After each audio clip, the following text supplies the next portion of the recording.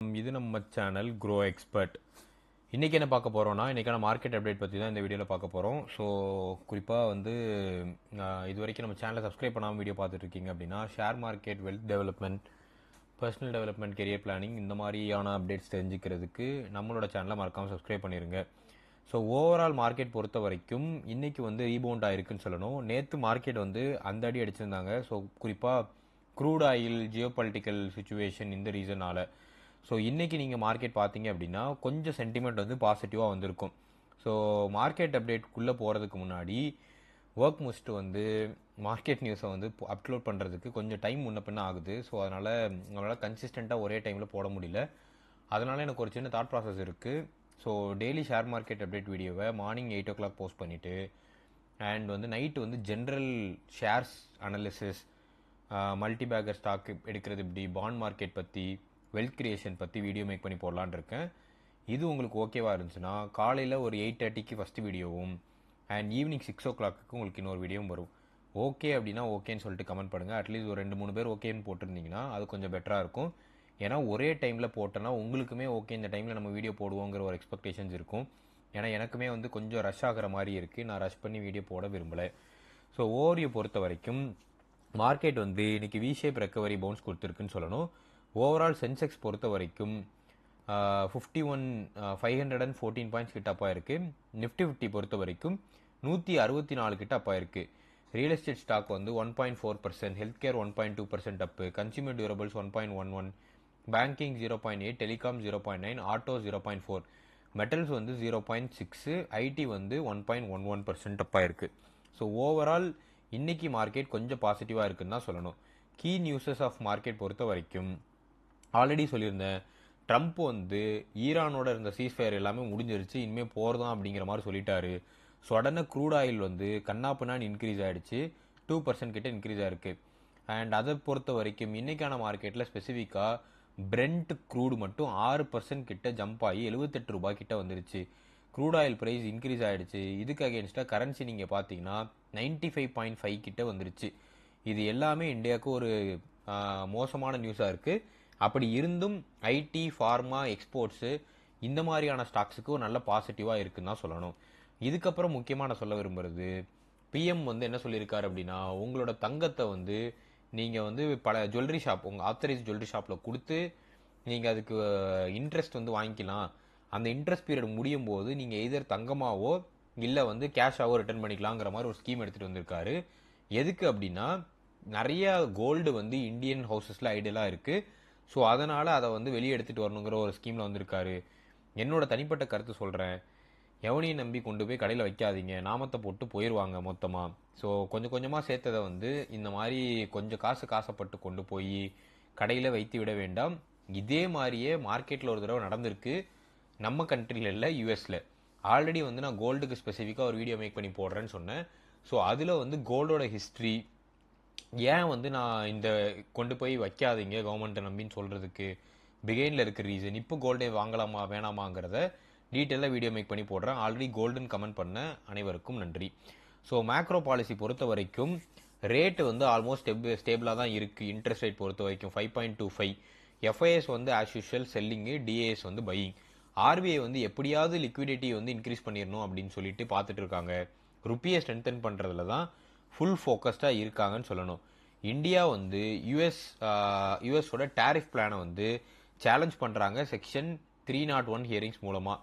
இது மூலமாக கொஞ்ச காலத்துக்கு நம்மளால் தாக்கு பிடிச்சி நிறுத்த முடியும். பட் லாங் ரனுக்கு எப்படி போகும்னு தெரில. டிசிஎஸ் பொறுத்த வரைக்கும் Q1 ஃபினான்ஷியல் இயர் 2027ஓட ரிசல்ட்ஸ் வந்திருக்கு. இதோட ரிசல்ட்ஸ் எப்படி இருக்குங்கிறத நம்ம அப்புறம் பார்க்கலாம். பட் ஓவரால் இன்டர்ம் டிவிடெண்டாக 12 ரூபி பெர் ஷேர் வந்து தராங்க. இது வந்து பெட்டராக இருக்குது. ரெக்கார்ட் டேட் வந்து July 15. ஒரு பெரிய டீல் வின் பண்ணியிருக்காங்க, 8 to 9 பில்லியன். மார்ஜின் ப்ரெஷர் இருந்தாலும் இது கொஞ்சம் பெட்டராக இருக்கும் தான் சொல்லணும். வேஜ் ஹைக்ஸ் எல்லாம் எப்படி இருக்குங்கிறத பார்த்துட்டு நமக்கு தெரியலாம்.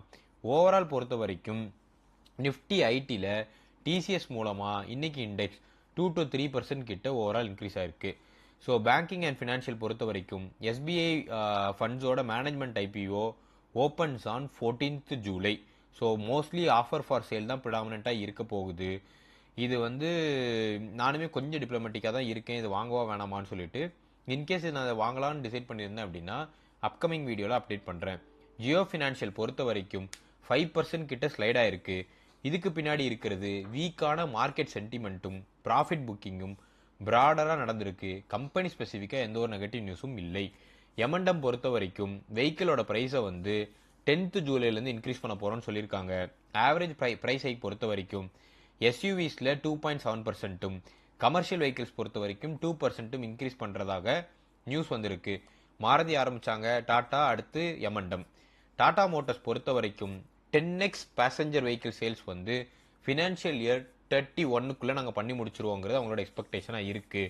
ஸோ இது மூலமாக ஃபினான்ஷியல் இயர் 31ல் 20% ஆஃப் மார்க்கெட் ஷேர் வந்து டாடா மோட்டார்ஸ் வந்து டார்கெட் பண்ணுறாங்க. Almost around 1.2 million plus units வந்து வித்திருக்கணும் அந்த டார்கெட்டை அச்சீவ் பண்ணுறதுக்கு.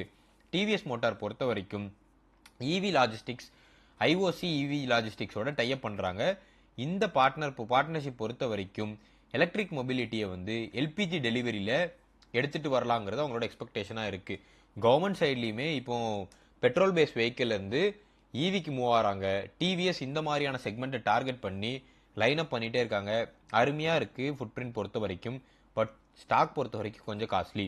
ஜேஎஸ்டபிள்யூ எனர்ஜி பொறுத்த வரைக்கும் 14,535 மெகாவாட்கான ரெனியூபிள் எனர்ஜி அப்ரூவல் வந்து அவங்களுக்கு இருக்குது. ஆல்மோஸ்ட் கிராஸ் பண்ணியிருக்காங்க. எனர்ஜி பாயிண்ட் ஆஃப் வியூவில் ஆடடாக 1081 மெகாவாட் எனர்ஜி ரெனியூபிள் எனர்ஜி வந்து சின்ஸ் ஏப்ரலில் ஆட் பண்ணியிருக்காங்க அந்த ஹலோல் சைடில். ஸோ ஜேஎஸ்டபிள்யூ எனர்ஜி வந்து கெப்பாசிட்டி பாயிண்ட் ஆஃப் வியூவில் நல்ல ஒரு இன்க்ரீஸ் தெரியுது. பட் டெப்ட் வந்து நம்ம செக் பண்ணி பார்க்கணும் ஓவரால் ஜேஎஸ்டபிள்யூ குரூப்புக்கே. டாடா ஸ்டீல் பொறுத்த வரைக்கும் Q1 அவுட்புட் 11% கிட்ட இயர் ஆன் இயர் இன்க்ரீஸ் ஆயிருக்கு. இந்தியா க்ரூட் ஸ்டீல் பொறுத்த வரைக்கும் 5.82 metric ton record in terms of auto and special product வால்யூமாக இருக்குது. நால்கோ எல்எஸ்சி வந்து 1880 மெகாவாட்டுக்கான கேப்டிவ் பிளான்ட் வந்து ஜாயிண்ட் வெஞ்சர் மூலமாக பில்ட் பண்ணுறதுக்கான பிளான்ஸ் இருக்குது. ஸோ இந்த ஜாயிண்ட் வெஞ்சர் வந்து ஒரு பெட்டரான ஆப்பர்ச்சுனிட்டியாக நால்கோ என்எல்சிக்கு இருக்குது. ஐஆர்பி இன்ஃப்ரா பொறுத்த வரைக்கும் June toll plus 28% year on year increase ஆயிருக்கு. ரெக்கார்ட் மந்த்லி கலெக்ஷனாக 8.08 பில்லியன் இருக்குது. ஸோ ஐஆர்பி பொறுத்த வரைக்கும் இந்த டோல் ஃபீஸ் கலெக்ட் பண்ணுவாங்களா, இதுதான் அவங்களோடது. 28% இன்க்ரீஸ் ஆயிருக்கு இயர் ஆன் இயர் கணக்கு பண்ணும்போது. கன்சியூமர்ஸ் ஃபார்மா ஐபிஓ பொறுத்த வரைக்கும் கல்யாண் ஜுவல்லர்ஸோட Q1 ரெவென்யூ வந்து 38% இயர் ஆன் இயர் இன்க்ரீஸ் ஆயிருக்கு. ஸ்ட்ராங்கான இந்தியாலையும் மிடில் ஈஸ்ட் டிமாண்டுமே பெட்டராக இருந்ததுனால. ஸோ இது இருந்துமே நேற்றுக்கான மார்க்கெட்டில் ஓவரால் மார்க்கெட்டை போட்டு அடித்தப்போ இதையும் அடிச்சிட்டாங்க. பட் இன்னைக்கான நாளில் கல்யாண் ஜுவல்லர்ஸ் வந்து இன்க்ரீஸ் ஆயிருக்கு. நாக்டோ ஃபார்மா பொறுத்த வரைக்கும் 2500 கோடியை வந்து சவுத் ஆப்பிரிக்காவில் இன்வெஸ்ட் பண்ணலாங்கிற ஒரு புது entry in terms of geography plan பண்ணுறாங்க. நாக்டோ ஃபார்மா என்னை பொறுத்த வரைக்கும் இப்போ இருக்கிற ப்ரைஸ் அட்ராக்டிவான ப்ரைஸில் இருக்குது. கண்ணை மூடிட்டு கொஞ்சம் வாங்கி வைங்க, லாங் டேர்மில் பெட்டராக இருக்கும். கல்ட் ஃபிட் பொறுத்த வரைக்கும் ஐபிஓ வந்து ஃபைலிங் பண்ணியிருக்காங்க. ஆக்டர் ஹித்திக் ரோஷன் தான் கீ செல்லிங் ஷேர் ஹோல்டராக இருப்பார் அப்படிங்கிற எக்ஸ்பெக்டேஷன்ஸ் இருக்குது. வரும்போது தான் தெரியும். பெடலைட் பொறுத்த வரைக்கும் ஸ்டேபிளான ஃபினான்ஷியல் இயர் 2027க்கான டிமாண்ட் இருக்கிறதாக தெரிகிறது. இப்போதைக்கு இன்புட் காஸ்ட்டும் வெஸ்ட் ஏஷியா சப்ளையும் டிசரப்ஷனில் இருக்குது. பட் சூன் இதை கேட்ச் பண்ணிடுவாங்கங்கிற எக்ஸ்பெக்டேஷன்ஸ் ரொம்பவே இருக்குது. ஸோ ஓவரால் இன்னைக்கான மார்க்கெட்டில் டாப் மூவர்ஸ்ன்னு பார்த்த வரைக்கும் Sun Pharma, Bharti Airtel, Asian Paints, Kalyan jewellers 5.5% கிட்ட இன்க்ரீஸாக இருக்குது. நான் கல்யாண் ஜுவல்லர்ஸ் கன்சிடர் பண்ணுங்கன்னு சொல்லி கொஞ்சம் ரொம்ப முன்னாடியே சொல்லியிருந்தேன். ஸோ எனக்குமே இன்றைக்கி இது பார்க்கும்போது கொஞ்சம் பாசிட்டிவாக ஃபீல் ஆச்சு. டிசிஎஸ் வீக்காக இருந்துச்சு, இன்ஃபோசிஸ் வீக்கு. ஏன்னா டிசிஎஸ் வந்து Q1 ரிசல்ட்ஸ் போட்டு அடிச்சிட்டாங்க. எப்போல்லாம் ஒரு டெக் ஜெயின்ட்டோட Q1 ரிசல்ட் மோசமாக இருக்கோ அதை தொடர்ந்து ரிலேட் ஆகிற எல்லா டெக் ஜெயின்ட்டையும் போட்டு அடிச்சிருவாங்க. ஸ்பெசிஃபிக்காக ஐடியில் டிசிஎஸ், இன்ஃபோசிஸ், HCL இந்த காரணத்தினால போட்டு அடிச்சிட்டாங்க. ஜியோ ஃபினான்ஸ் பொறுத்த வரைக்கும் 5.2% கிட்ட விழுந்திருக்கு. ப்ராஃபிட் புக்கிங்கும் வீக் மார்க்கெட் சென்டிமெண்ட்னால மட்டுமே. இது ஒரு ஆப்பர்ச்சுனிட்டியாக கன்சிடர் பண்ணி கொஞ்சமாக கன்சிடர் பண்ணுங்கள். ஒரு சைக்கிளிக்கில் வித்துட்டு வெளியே வந்தீங்கன்னா பெட்டரான ஆப்பர்ச்சுனிட்டியாக இருக்கும். ஸ்டாக்ஸ் வந்து வாட்ச் லிஸ்ட்டில் வைக்க வேண்டியது TCS, Tata Steel, State Bank of India. JSW Energy பொறுத்த வரைக்கும் மிட் கேப்பில் கல்யாண் ஜுவல்லர்ஸு, TVS Motor. Small and emerging பொறுத்த வரைக்கும் ஐஆர்பி, நாக்டோ pharma and Indian Hotels. Indian Hotels பொறுத்த வரைக்கும் அக்ரெசிவான பைப்லைன்ஸ் இருக்குது. ஸோ அதனால் இது என்னோட கன்சிடரேஷன் லிஸ்ட்டில் நான் வச்சுருக்கேன். இப்போதைக்கு almost around Q1 point of வியூவில் 20 ஹோட்டல்ஸ் கிட்ட எக்ஸ்பென்ஷன் பிளான்ஸ் வந்து வச்சிருக்காங்க. காஷியஸாக அணுக வேண்டியதும் டாடா கன்சல்டன்சி சர்வீஸ். இதை ஏன் நான் காஷியஸாக அணுகணும் அதே சமயம் வாட்ச் லிஸ்ட்டில் வைக்க சொல்கிறேன்னா, நிறைய இன்வெஸ்ட்மெண்ட் பண்ணிட வேண்டாம் இந்த ஸ்டாக்ல. அதே மாதிரி இண்டிகோ, ஏன்னா மறுபடியும் ஸ்டாக் ப்ரைஸ் வந்து விழுகிறதுக்கான வாய்ப்பு இருக்குது. ஜியோ ஃபினான்ஷியல் சர்வீஸ் பொறுத்த வரைக்கும் இது ஒரு ஷார்ப்பான ஃபாலு, பட் இன்னொரு நல்ல ஆப்பர்ச்சுனிட்டியாக நான் பார்க்குறேன். ராஜேஷ் எக்ஸ்போர்ட் பொறுத்த வரைக்கும் ரெகுலேட்டரி நார்ம்ஸ் வந்து இன்னும் சரி பண்ணவில்லை. ஸோ ஆல்மோஸ்ட் டவுன் பை 47% ஒய்டிடியாக இருக்குது. ஸோ இப்போதைக்கு ராஜேஷ் எக்ஸ்போர்ட் பக்கம் தலை வச்சு படுக்க வேண்டாம். ஓலா எலக்ட்ரிக் பொறுத்த வரைக்கும் சப்ளைஸ் வந்து சப்ளை செயின் டிஸ்ரப்ஷன்ஸ் இருக்கிறதுக்கான வாய்ப்பு இருக்குது. இப்போதைக்கு ஓலா எலக்ட்ரிக் ரிவைவ் ஆகிறதுக்கான எந்த ஒரு அறிகுறியும் தெரியவில்லை. கோல்டு பொறுத்த வரைக்கும் இன்னைக்கான நாளில் கொஞ்சம் இன்க்ரீஸ் ஆயிருக்கு, 1100 rupees per கிராம் இன்க்ரீஸ் ஆயிருக்கு. சில்வர் பொறுத்த வரைக்கும் ஷார்ப்பாக 3.8% கிட்ட விழுந்திருக்கு. இன்னும் கூட விழணும்னு நான் சொல்லுவேன். சில்வர் வந்து ஒரு 2,10,000 2,20,000 வந்துச்சுன்னா வாங்கி வைங்க. 2,45,000 வரும்போது வித்துட்டு வெளியே வந்துடலாம். ஓவரால் இந்த வீடியோ உங்களுக்கு கண்டிப்பாக பிடிச்சிருக்கும் நம்புறேன். ஸோ வீடியோ பிடிச்சிருந்துச்சுன்னா அந்த வீடியோக்கு லைக் பண்ணிருங்க, ஃப்ரெண்ட்ஸ் ஃபேமிலிக்கு ஷேர் பண்ணுங்க. உங்களுக்கு ஸ்பெசிஃபிக்காக ஏதாவது ஸ்டாக் பற்றி தெரிஞ்சுக்குன்னா கமெண்ட் பண்ணுங்க. குறிப்பாக நான் சொன்ன இந்த டைம் அப்டேட் உங்களுக்கு பிடிச்சிருந்துச்சு அப்படின்னா ஓகேன்னு சொல்லி போடுங்க. ஈவினிங் 6 o'clock ஒரு வீடியோவும், காலையில் மார்னிங் வந்து ஒரு 8 o'clock 8:30 ஒரு வீடியோவும் போடுறதுக்கு. ஸோ தட் எனக்கும் ஆஃபீஸ் முடிச்சுட்டு வந்து வீடியோ எடுக்கிறதுக்கு கொஞ்சம் பெட்டரான கம்ஃபர்ட் டைம் கிடைக்கும். தேங்க்யூ, தேங்க்ஸ் ஃபார் வாட்சிங்.